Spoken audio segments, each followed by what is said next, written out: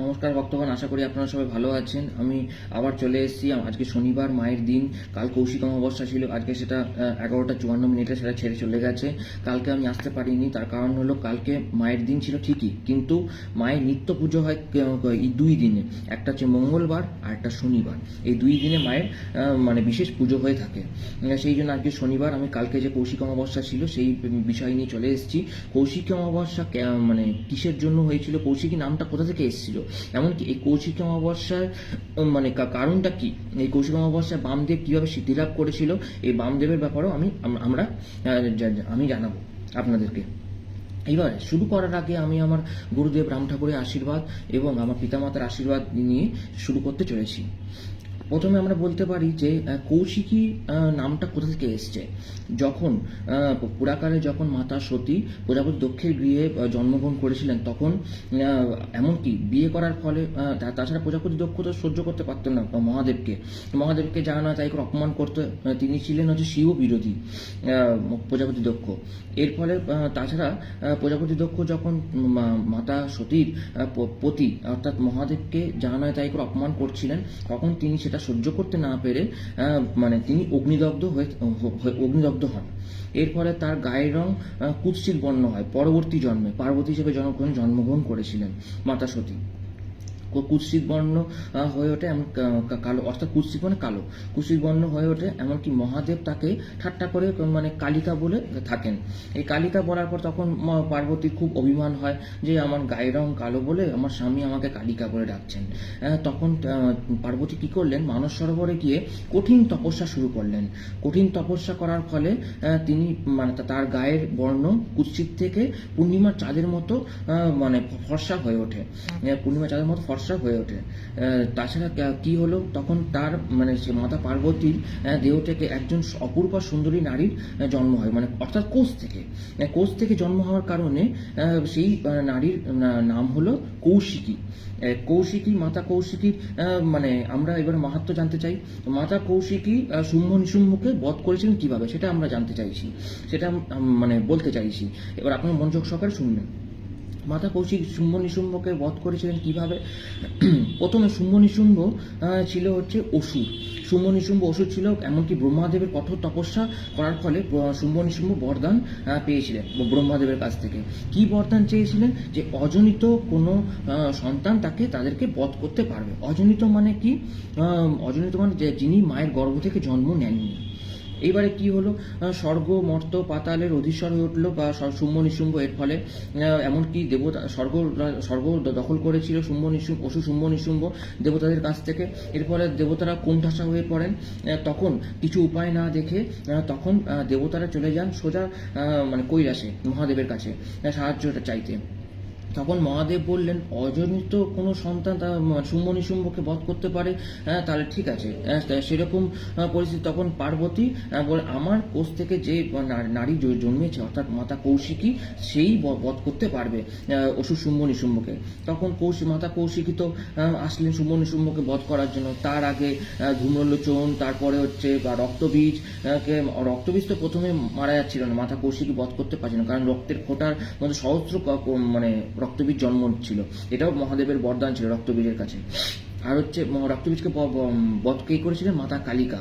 মাতা কৌশিকী থেকে মাতা কালিকাকে আসেন, এমনকি সেই মাতা কালিকা রক্তবীজকে এরকম রক্ত পান করেন এক এক পাত্র ধরে, তারপর রক্তবীজকে বধ করেন এইভাবে মানে মাতা কালী। তাছাড়া এমনকি মাতা কালী বধ করেন। তাছাড়া এইভাবে আস্তে আস্তে মাতা কৌশিকী অসুর শুম্ভ নিশুম্ভকে বধ করেন। যেদিনকারে তিনি বধ করেন অসুর শুম্ভ নিশুম্ভকে, সেদিন ছিল হচ্ছে অমাবস্যা। সেই জন্য এইটাকে পূর্ণিমা অমাবস্যা হিসাবে ধরা হয়, কৌশিক অমাবস্যা হিসেবে ধরা হয়। কৌশিক অমাবস্যা তাহলে জেনে নিলাম আমরা যে কৌশিক অমাবস্যা কোথা থেকে এসছে, কেন এসছে। তাছাড়া এবারে আমরা বলতে চাই যে কৌশিকী অমাবস্যায় বামদেব ঠাকুর অর্থাৎ মাতার বেটা বামদেব ঠাকুর সিদ্ধিলাভ করেছিলেন। তাছাড়া এই বামদেব ঠাকুর কি, এই বামদেব ঠাকুরের মাহাত্ম্য কি, সেইগুলো আমরা জানতে চাইছি। এইবারে আপনার মনোযোগ সহকারে শুনবেন। বামদেব ঠাকুর জন্মগ্রহণ করেন হচ্ছেন আটলা গ্রামে।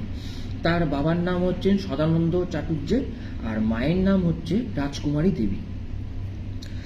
আর এবারে বামদেব ঠাকুর জন্মগ্রহণ করেছিলেন আটলা গ্রামে। এমনকি সেই দিন ছিল শিবরাত্রি, শিব চতুর্দশীতে বামদেব ঠাকুর জন্মগ্রহণ করেন। যখন জন্ম হওয়ার পরে তখন মানে বামদেব ঠাকুর মানে কথা বলতে পারতেন না। তারপরে কথা বলতে পারতেন না বামদেব ঠাকুর। তখন তখন কি নাম দেওয়া যায়, কি নাম দেওয়া যায়, তখন তার পিতা সদানন্দ আর হচ্ছে মাতা রাজকুমারী দেবী ভাবতে থাকেন কি নাম দেওয়া যায়, কথা বলতে পারছে না ছেলে, কি নাম দেওয়া যায়। তখন একদিন কি হলো, বামদেব ঠাকুর মানে বলতে লাগলেন বা মা, মানে বা মা বা মা, এই তিনবার উচ্চারণ করেছেন। তখনই তার পিতা সর্বানন্দ তখন মানে নাম দেন হচ্ছেন বামাচরণ চাটুর্যে। বামাচরণ কেন নাম হয়েছে, যেহেতু মাতা কালীকে দেখা যায় কি মাতা কালীর বাঁ পা মহাদেবের বুকের ওপরে, সেই জন্য বামাচরণ নাম দিয়েছে, বামাচরণ চাটুর্যে। এইভাবে আস্তে আস্তে বামাচরণ কি ছিলেন, মানে সবার ছোটবেলা থেকে কিরকম পাগল স্বভাবই ছিলেন, উন্মাদ ছিলেন। কিসের জন্য, মানে মায়ের জন্য খুবই, এমনকি মূর্তিগুলো কি করতেন, গ্রামের সমস্ত গ্রামবাসীদের বাড়িতে ঢুকে ঢুকে গিয়ে মূর্তি চুরি করতেন। সেই মূর্তিগুলো কে নিয়ে সেই বামাচরণ অর্থাৎ ছোটবেলায় নদীর ধারে নিয়ে আসতেন, পুজো করতেন। এইভাবে আস্তে আস্তে মানে দিন দিন আস্তে আস্তে বড় হতে থাকেন বামাচরণ। এইভাবে আস্তে আস্তে বড় হতে থাকেন, এমনকি তার সঠিক সময় আসেন। তাছাড়া বামাচরণ খুবই ভালো গান গাইতে পারতেন। কার কাছ থেকে গান শিখেছিলেন, তার পিতা সর্বানন্দের কাছ থেকে। সর্বানন্দ যেহেতু ভালো গান করতে পারতেন, তা সেই সর্বানন্দ ছিলেন আসলে ব্রাহ্মণ, সেই জন্য ব্রাহ্মণ পরিবারে জন্মেছিলেন বামদেব ঠাকুর। এবারে বামদেব ঠাকুরও গান গাইতে পারতেন, এই গানের দ্বারা তাদের সংসার চলতো। তার ছোট ভাই ছিল, বামদেব ঠাকুর ছোট ভাই ছিল রাম, আর হচ্ছে একটা বোন ছিল। সেই বোনের নাম মানে বোনকে সবাই ক্ষিপি বলে ডাকতো। আর তাছাড়া এবারে আমরা জানতে চাইছি যে বামদেব ঠাকুর কিভাবে সিদ্ধিলাভ করেছিলেন। যখন তিনি যখন তার মানে পুরোপুরি যখন বয়স পূর্ণ হয়েছে, তখন মাতারা তাকে স্বপ্নাদেশ দেন, যেহেতু মাতারার যেহেতু জন্মগ্রহণ করেছেন। তাছাড়া বামদেব ছিলেন হচ্ছেন মহাদেবের একটা অংশ, আপনার মাথায় রাখবেন, মহাদেবের একটা অংশ হচ্ছেন বামদেব। সেই জন্য মহাদেব যেহেতু, সেই জন্য বামদেব হিসাবে নামকরণ হচ্ছে। বামাচরণ তো বামাচরণ থেকেই বামদেব নামকরণ হয়েছে। এইভাবে আস্তে আস্তে যখন মা তারা বামাচরণকে মানে স্বপ্ন দিয়েছিলেন যে তুই আমার কাছে আয়, আমার কাছে থাক, এসে আমার তপস্যা কর এবং সিদ্ধি লাভ কর, তোর তারাপীঠে খুবই প্রয়োজন, এই তারাপীঠে খুবই প্রয়োজন। এইভাবে আস্তে আস্তে গভীর রাতে মায়ের আদেশে, অর্থাৎ নিজের গর্ভধারিণী মায়ের আদেশে বামাচরণ চলে আসেন তারাপীঠে। প্রচুর ঝড় বৃষ্টি হয়, এমনকি বন্যার পরিস্থিতিও সৃষ্টি হয়েছিল। সে এইসব বন্যা পেরিয়েও তারপরে তারাপীঠে বামাচরণ পৌঁছাতে পেরেছিলেন। এবারে কি হলো, আস্তে আস্তে মানে তিনি তারাপীঠে বসবাস করতে শুরু করলেন। আপনারা মনে রাখবেন তারাপীঠে কি মানে মহাদেব, ক্ষমা করবেন, তারাপীঠে মা তারার কোন অঙ্গ পড়েছিল, অর্থাৎ মাতা সতীর কোন অঙ্গ পড়েছিল। 51টা পীঠের মধ্যে তো একটা তারাপীঠে কোন অঙ্গ পড়েছিল মাতা সতীর, এটা আপনারা জানেন? আমি বলছি, শুনে রাখুন। মাতা সতীর অঙ্গ পড়েছিলেন হচ্ছেন এই ঊর্ধ্বনয়নতারা। এই ঊর্ধ্বনয়নতারা যেহেতু তারাপীঠে পড়েছিল, সেই জন্য তাকে তারা বলা হয়, কারণ তারা চোখের একটা অঙ্গ হচ্ছে তারা, সেই জন্য চোখের একটা অঙ্গ, কারণ ত্রিনয়নী তো, সেই জন্য চোখের ঊর্ধ্বনয়ন তারা পড়েছিল মাতা তারাপীঠে। তখন তো মন্দির তৈরি হয়নি। মাতা তারাপীঠের আগে নাম ছিল হচ্ছে চণ্ডীপুর নাম ছিল। তখন সমস্ত মুনি ঋষিরা মানে আসতো, পুজো করতো সেখানে, মাতা তারার অর্থাৎ মাতা আদ্যা মহামায়ার পুজো করতো। এইভাবে আস্তে আস্তে চণ্ডীপুর হয়ে উঠলো তারাপুর। এই তারাপুর মানে যখন নাম হলো, তখন অসুর বলাসুর মানে দখল করে সেই মানে তারাপুর দখল করতে চায়, এমনকি প্রচুর মুনি ঋষিদের হত্যা করে এই বলাসুর। তখন নিরুপায় হয়ে তখন সমগ্র নারীরা, এমনকি যারা বেঁচে ছিলেন, তারা আদ্যাশক্তি মহামায়ার পুজো করেন। তখন দেখলেন যে মাতা তারা উপস্থিত হন সেখানে। মাতা তারা উপস্থিত হয়ে এমনকি বলাসুরকে বধ করেন। তখন তো তিনি প্রচন্ড পরিমাণে ক্ষুব্ধ হয়ে ওঠেন, মানে তাকে তো আটকানো যাচ্ছে না। তখন এবারে কি করবেন, একবার তো মহাদেব, আপনারা সবাই জানেন, মহাদেব যখন মানে শুয়ে পড়েছিলেন, তখনই মাতা কালীকে আটকানো গিয়েছিল, কারণ যেহেতু স্বামী বুকে পা পা দিয়েছিলেন তার স্ত্রী অর্থাৎ মাতা কালী। তারপরে জিভ বার করে এরকমভাবে জিভ বার করে ফেলছিলেন। এইভাবে আস্তে আস্তে এবারে কি হলো, এইবারে মহাদেব সিদ্ধান্ত নিলেন এবার আমি শিশু বেশে যাব, যাকে বলা হয় বটুক ভৈরব, তাকে নামকরণ করা হয়। মহাদেবের আরেকটা অংশ সেটা ছিল বটুক ভৈরব। সেই জন্য যখন আসলেন শিশু বেশে হামাগুড়ি দিয়ে, যখন মা বলে ডাকলেন মাতা কালীকে, তখন এই মাতা কালী সেই শিশুকে দুগ্ধপান করিয়েছিলেন। এই দুগ্ধপান করানোর ফলে সেটা ব্রহ্মশিলা রূপে অবস্থান করতে শুরু করেন সে শিমুল বৃক্ষের কোটরে। এইভাবে আস্তে আস্তে ব্রহ্মশিলা চুরি করার জন্য প্রচুর সাধকরা চেষ্টা করেছিল, কিন্তু তাও পারেনি। তাও পারেনি ব্রহ্মশিলা দখল করতে, যেহেতু মাতা তারা তাদেরকে দখল করতে দেয়নি। তাদেরকে প্রচণ্ড পরিমাণ শাস্তি দিয়েছিলেন, তাদেরকে কাউকে অন্ধ করে দিয়েছিলেন, কাউকে পঙ্গু করে দিয়েছিলেন, এরকম অবস্থা করেছিলেন। এইভাবে আস্তে আস্তে মাতা তারাপীঠে এবারে মন্দির গড়া শুরু হলো। মন্দির গড়ার ফলে এই মন্দির আস্তে আস্তে গড়া হলো। কে মন্দির গড়েছিলেন? বণিক জয় দত্ত। বণিক জয় দত্ত মন্দির নির্মাণ করেছিলেন। সেই মন্দির নির্মাণ করেছিলেন হচ্ছেন দেবশিল্পী বিশ্বকর্মা। দেবশিল্পী বিশ্বকর্মা মন্দির নির্মাণ করেছিলেন। কি এটা দেবশিল্পী বিশ্বকর্মা আপনারা সবাই জানেন, যেহেতু পুরীতে জগন্নাথ মন্দিরও তৈরি করেছিলেন, সেরকম একইভাবে এরকম অনেক দেবদেবীর মন্দির দেবশিল্পী বিশ্বকর্মা তৈরি করেছিলেন। যেরকম যেরকম পুরীতে জগন্নাথ দেবের মন্দির নির্মাণ করার সময় রাজা ইন্দ্রদ্যুম্নকে বলেছিলেন যে আমার দরজা খুলবে না, আমি টানা 18 দিন ধরে আমি কাজ করব, দরজা খুললে আমি কিন্তু ওই অবস্থায় ফেলে রেখে চলে যাব। তখন তো রাজা ইন্দ্রদ্যুম্ন সেরকম কি খাবে, সে বয়োজ্যেষ্ঠ মানুষ, কি খাবেন, তিনি বাঁচবেন কিনা আদৌ, সেই জন্য রাজা ইন্দ্রদ্যুম্ন হঠাৎ করে দরজা খুলে দেন। দরজা খুলে দেওয়ার ফলে জগন্নাথ, বলরাম, সুভদ্রা এই 3 মূর্তি পুরোপুরি একেবারে অসম্পূর্ণ হয়ে যায়। সেই জন্য অসম্পূর্ণ হয়ে যায়। তখন রাজা ইন্দ্রদ্যুম্ন ভাবলেন এইভাবে জগন্নাথ দেবের পুজো হবে। তখন তাছাড়া যেহেতু জগন্নাথের পূর্ণ হয়নি, এরকম 2 হাত, একদিকে শঙ্খ আর একদিকে চক্র ছিল, সেই জন্য তাকে ছোটো জগন্নাথও বলা হয় এই জগন্নাথ দেবকে। এইভাবে আস্তে আস্তে কি হলো, জগন্নাথ দেব পুরীতে হলো, সেইভাবেই তেমনি তারাপীঠেও সেই একই অবস্থা। তারাপীঠেও সেই একই পরিস্থিতি সৃষ্টি হয়। যখন জয়দত্ত বণিককে মাতারা স্বপ্ন দিয়েছিলেন যে তুই আমার মন্দির নির্মাণে সাহায্য করবি, তখন তিনি অনেক জায়গা থেকে জয়দত্ত বণিক মন্দির নির্মাণের জন্য অনেক মিস্ত্রিদেরকে এনেছিলেন, কিন্তু তার পছন্দ মতো কেউ ছিল না। এই পছন্দ মতো হওয়ার কারণে, পছন্দ মতো হওয়ার জন্য অনেক রাজমিস্ত্রি এসেছিলেন, তারা নিজস্ব চিত্র অঙ্কন করেছিলেন। চিত্র অঙ্কন করে সেরকমভাবে সেই বণিক জয় দত্তকে দেখেছিলেন, কিন্তু পছন্দ হলো না। এইভাবে আস্তে আস্তে মাতা তারা কি করলেন, দেবশিল্পী বিশ্বকর্মাকে পাঠালেন। একজন ও খুবই বয়স্ক মানুষ হিসাবে ছদ্মবেশে আসলেন বণিক জয় দত্তের কাছে। বণিক জয় দত্তের কাছে আসলেন এবং তখন তিনি যে দেবশিল্পী বিশ্বকর্মা বয়স্ক রূপে যিনি এসেছিলেন, তখন তিনি মন্দিরের চিত্র অঙ্কন করেছিলেন। এই চিত্রই হবে কিন্তু আমার মন্দিরে, সেটা মাতা কালীকে মাতা তারা বলেছিলেন।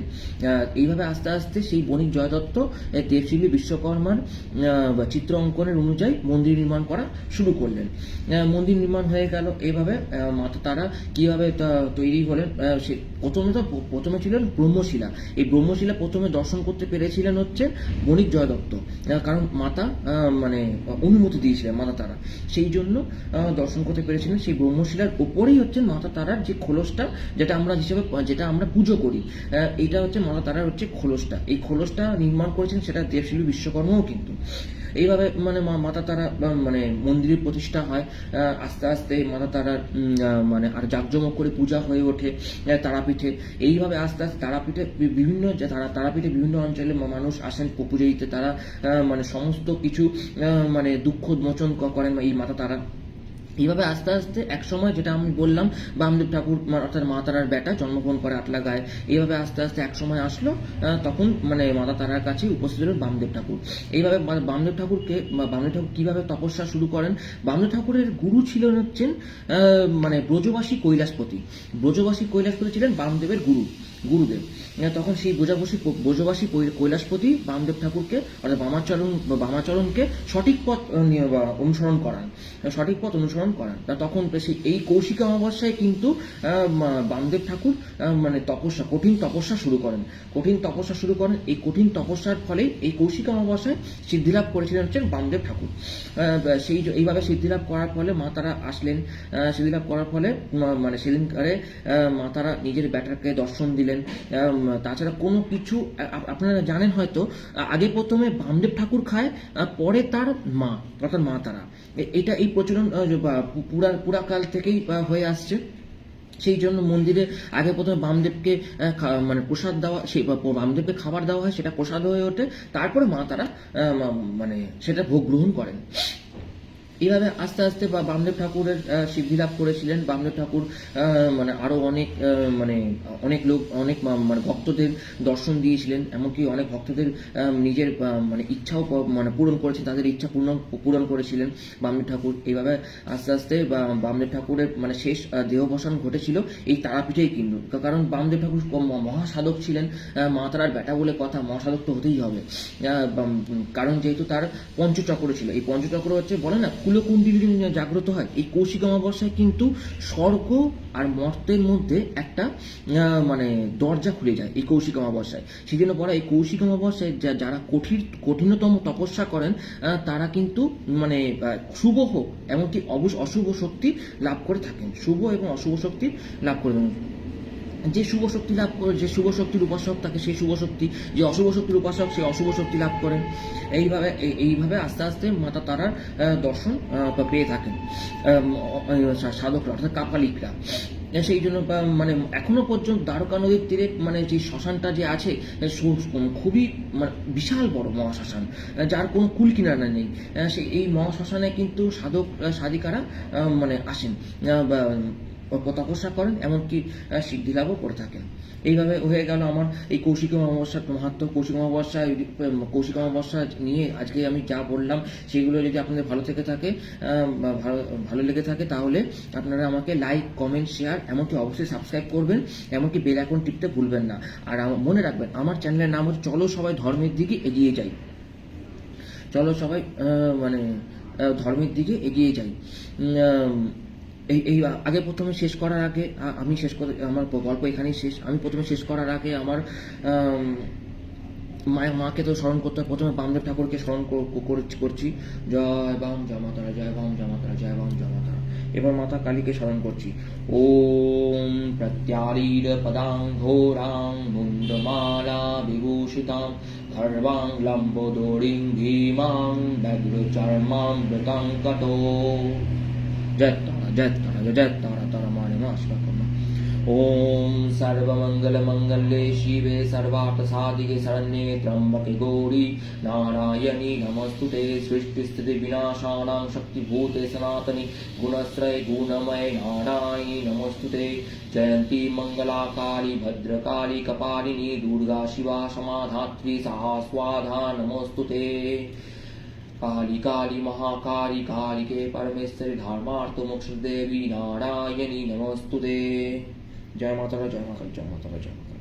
মা আমাকে আশীর্বাদ করবো। জয় মা। আজকে এই পর্যন্ত শেষ করছি। আমি আবার আসবো, আমার লাইভে আবার আমি আসবো। আপনারা ভালো থাকবেন, সুস্থ থাকবেন, এমনকি মা তারাকে পুজো করবেন, বামদেব ঠাকুরকে পুজো করবেন আশা করি। জয় বাম জয় মাতারা, জয় বাম জয় মাতারা, জয় বাম জয় মাতারা। মা আমাকে আশীর্বাদ করো, মা সবার মঙ্গল করো।